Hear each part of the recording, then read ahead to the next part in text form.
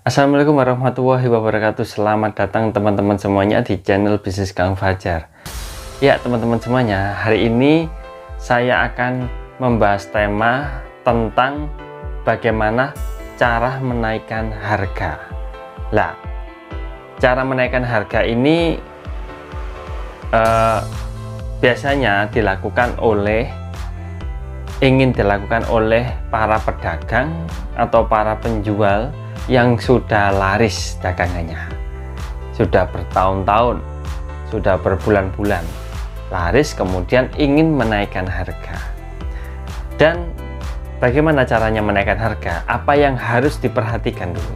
Begini teman-teman, yang pertama adalah kalian sebelum menaikkan harga, tujuannya apa harga kalian naikkan?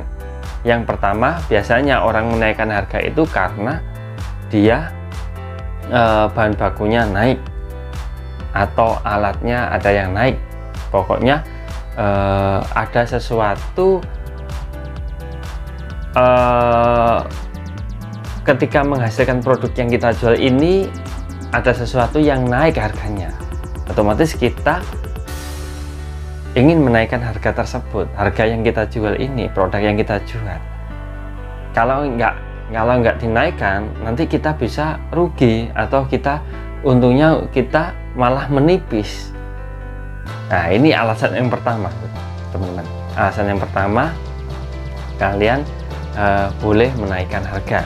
Yang kedua, kalian boleh menaikkan harga asalkan kalian punya strategi khusus agar para konsumen, para pembeli, pelanggan kalian ini tidak kecewa ketika tahu harga kalian itu naik. Begitu. Jadi begini, cara strategi untuk menaikkan harga ya. Contohnya saya gitu begini. Saya sendiri mengalami, saya sendiri sudah melakukannya untuk menaikkan harga yang saya jual. Saya kan jualan air mineral isi ulang teman-teman ya, air isi ulang. Itu sudah berjalan kalau nggak salah pada waktu itu kurang lebih 4 tahunan baru saya menaikkan harga. Awalnya itu kan 5.000, saya naikkan menjadi 6.000 rupiah. Padahal di tempat saya teman-teman, di tempat saya ini nggak ada air isi ulang yang harganya 6.000, 5.000 aja jarang, 4.000 ada, bahkan ada yang 3.000 rupiah. Tetapi saya berani menaikkan harga saya 6.000. Alasan saya kenapa menaikkan harga 6.000? Karena bahan baku air saya itu naik, nggak tahu tiba-tiba naik. Nah, bahan baku air saya itu naik, ya otomatis saya mau nggak mau harus menaikkan harga. Karena kalau tidak saya naikkan harganya, untung yang saya dapat itu menipis. Kalau untung yang saya dapat menipis, otomatis saya tidak bisa merawat isi ulang ini dengan maksimal. Itu penyebab utama saya teman-teman. Jadi saya harus mau nggak mau harus menaikkan harga ini 6.000. Kemudian apa yang saya lakukan? Saya tidak serta-merta langsung menaikkan harga isi ulang saya teman-teman. Saya tahu pelanggan saya aja yang beli 4.000 itu masih banyak. Kan ada dua teman-teman, ada isi ulang saya kan ada dua macam, ada yang 5.000, ada yang 4.000. Itu pun biasanya orang-orang yang diminum langsung itu belinya yang 5.000. Yang 4.000 itu biasanya orang yang untuk jualan es atau dimasak lagi.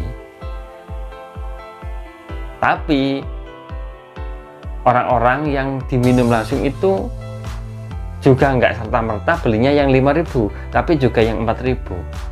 Nah, kalau ini saya naikkan kan otomatis menjadi 5.000 dan 6.000 teman-teman. Bagaimana orang yang 4.000 ini? Orang yang 4.000 aja nggak mau beli yang 5.000. Kalau saya naikkan 5.000 dan 6.000, apakah mereka masih setia dengan air di tempat saya? Kan seperti itu saya sudah berpikir seperti itu teman-teman. Saya sudah berpikir jauh seperti itu.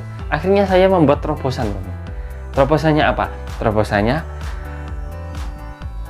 sebelum saya menaikkan harga air, itu saya memang sudah memiliki strategi untuk para pelanggan, memuaskan para pelanggan dengan cara apa? Dengan cara membuat door prize untuk dibagikan ke para pelanggan yang beruntung saja, teman-teman.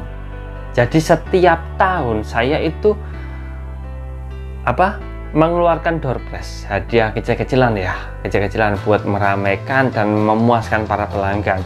Jadi mereka itu beli air, nanti ambil undian, kalau dapat ya dapat door prize.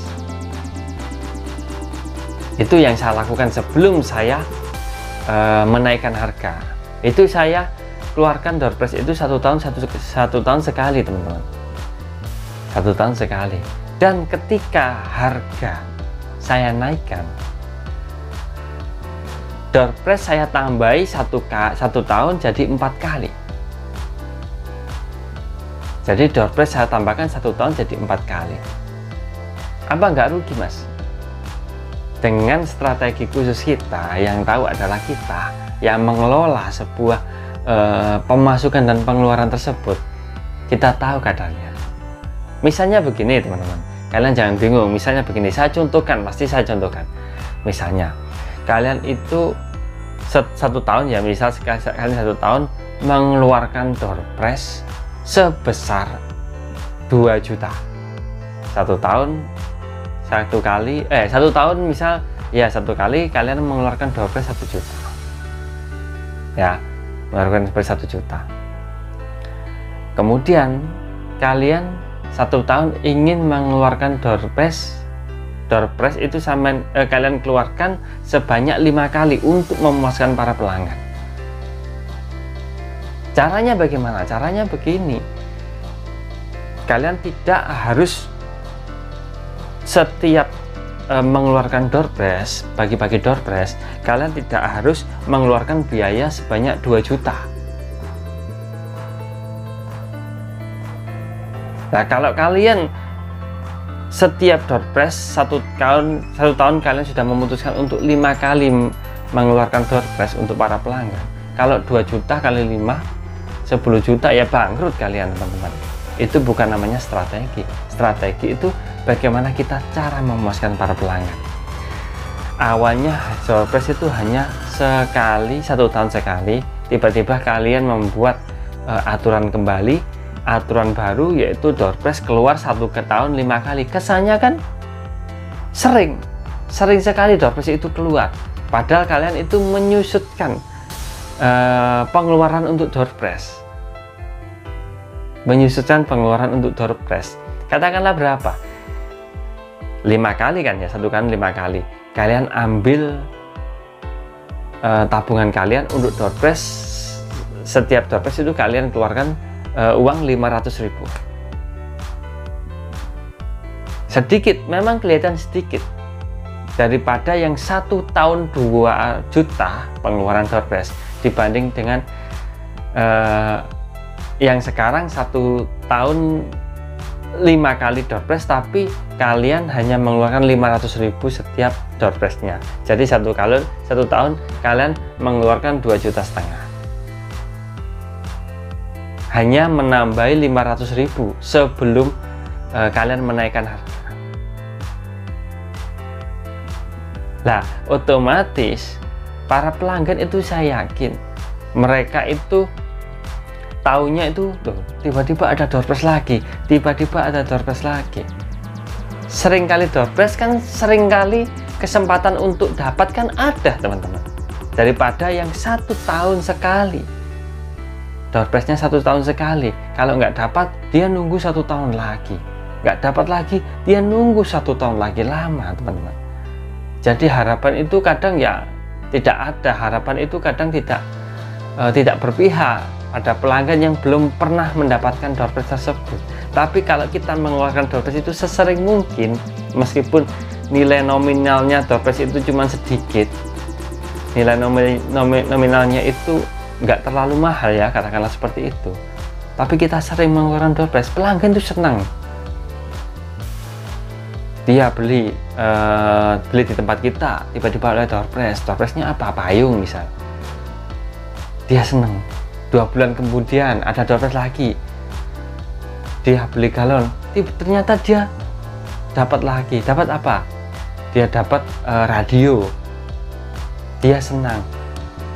Nah, meskipun hadiahnya hanya seperti itu, tapi kan mereka itu merasa senang dapat hadiah cuma-cuma dari kita, dan kesempatan mendapatkan terus-menerus itu ada, teman-teman, karena sering sekali kita mengeluarkan door prize tersebut. Jadi mereka itu tidak akan merasa rugi untuk membeli di tempat kita, meskipun kita sudah menaikkan harga 1000, katakanlah kan 1000, seperti saya tadi kan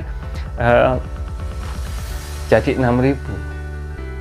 Jadi mereka itu tidak merasa rugi gitu, teman-teman. Misalkan ya tadinya yang belinya itu 4000 katakanlah ya, dia akhirnya beli yang 5000. Ya udah ya, beli yang 5000 mas, ini ada kupon undiannya pak, tolong ambil, barangkali beruntung. Oh iya ya, dia coba mengambil kupon undian, pas dia dapat, pasti dia senang, teman-teman. Dia dapat misalkan dia dapat apa musik box, nah, dia dapat musik box, dia senang, teman-teman. Membeli air mineral seharga 5000, yang tadinya itu sebenarnya dia ingin beli yang 4000, tapi nggak ada, adanya yang 5000 karena naik harganya. Tapi tiba-tiba dia dapat hadiah, dapat door prize sebuah musik box, ya dia senang secara cuma-cuma.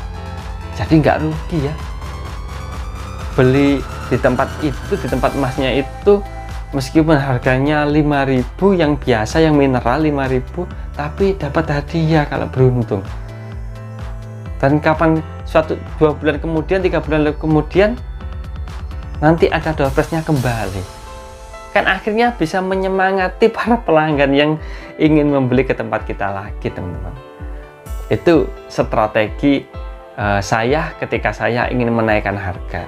Jadi awalnya itu hadiah door prize itu saya keluarkan 1 tahun 2 kali, akhirnya saya sekarang keluarkan menjadi 4 kali dengan strategi khusus saya tidak akan membukanya di sini, teman-teman ya.